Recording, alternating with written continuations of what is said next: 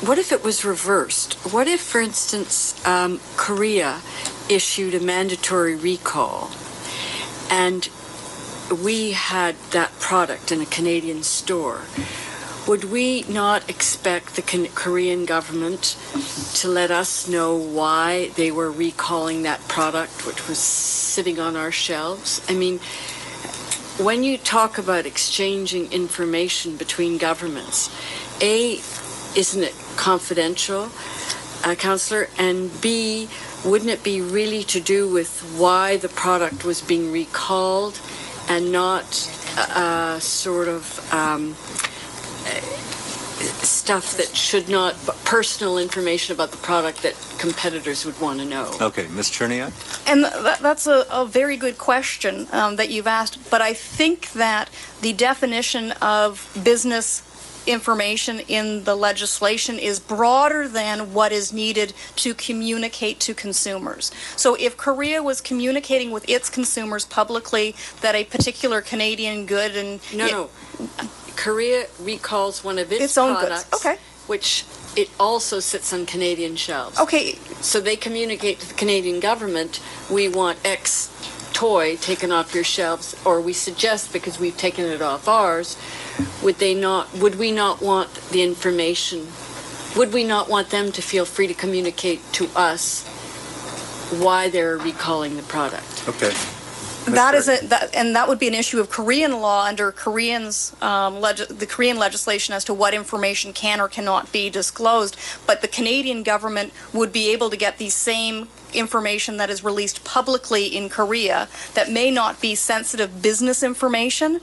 You know, the fact that a particular model of a particular product that's manufactured by a particular Korean manufacturer at a particular plant would not be sensitive business information, and that I would have no problem with being communicated without consent. But if it was the legislation as drafted, Bill C-6, goes beyond the definition of business information, and I'm just going to turn to it just so that confidential business information in respect of a person whose business affairs or information means business information that is not publicly available, in respect of which the person has taken measures that are reasonable in the circumstances to ensure that it remains not publicly available and has actual or potential economic value to the person or their competitors because it is not publicly available, and its disclosure would result in a material financial loss to the person or a material financial gain to the competitors. That's the information that I'm saying, wait a second, should that be released publicly without consent? Shouldn't we be concerned about that? Because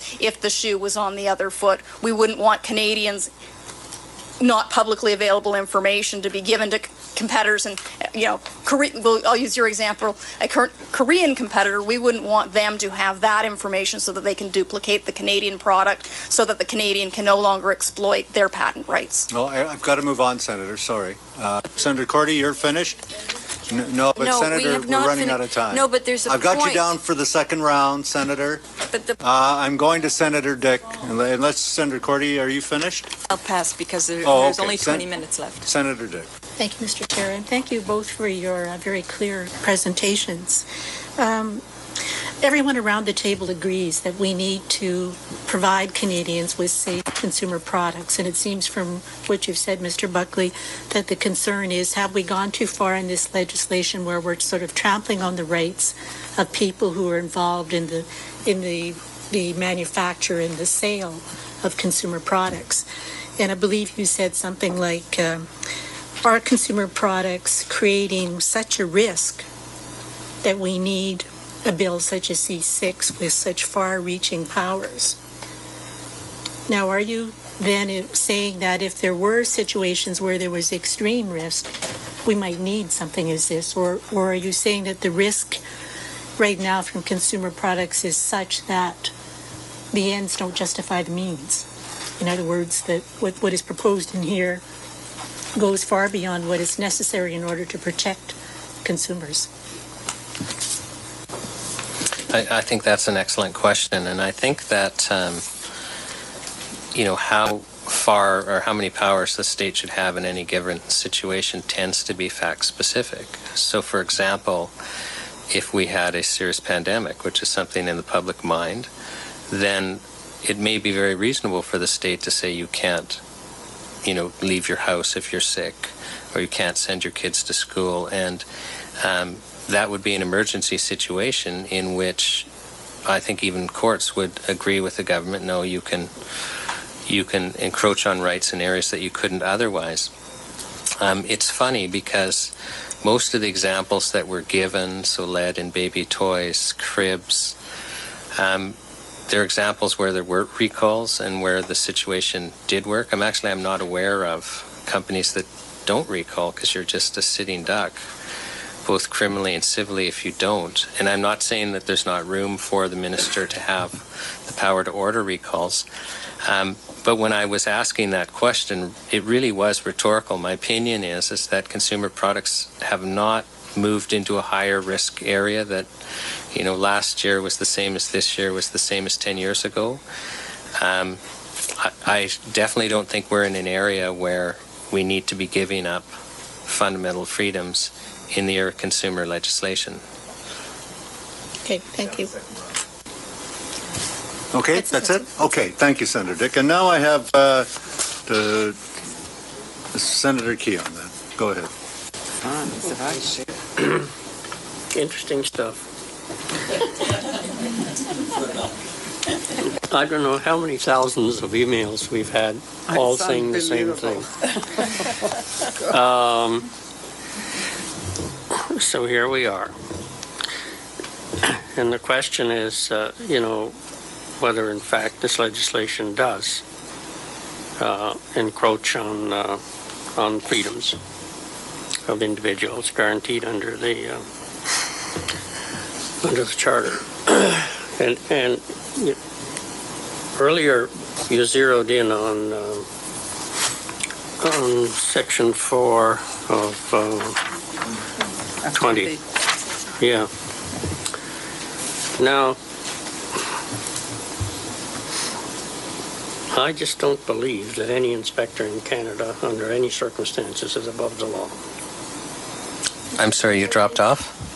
I just don't believe that any inspector, under any circumstances in Canada, is above the law.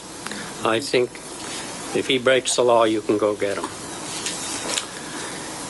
And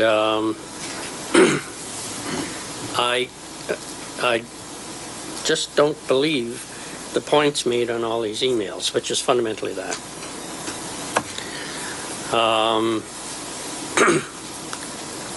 Can you give me an example of any sector in Canada that is above the law? Mr. Buckley. Thank you. If I understand the question correctly, is there any regulatory sector? No, I mean any sector. Okay, any sector. As broad as you like. That is above the law. So you mean they can break the law at whim? So, well, obviously I'm not, but isn't that a different question? If we pass this bill, then they're not breaking the law if they seize property. I mean, assuming that there's not a constitutional challenge. Because, so for example, if an inspector believes that an offense has taken place and seizes property because of that, under this act, I would argue that Section 8 of the Charter of Rights and Freedoms has kicked in, and what we call in law the Hunter Standards, we need to have a warrant issued by an independent person on objective criteria, has kicked in, and that seizure wouldn't be legal. So would the seizure be legal if they don't believe that there's an offense? That's curious, because I'm not aware of the state actually taking control of large amounts of property without belief an offense has taken place. Because usually we don't want the state to take control of property if there isn't, concern that an offense has taken place. Now, the Act, you're not supposed to sell things that are dangerous. If there's a significant health risk, and we were using today's law where they need to get a warrant, we'd expect them then to, show to a justice there's a health risk. I can tell you, if you're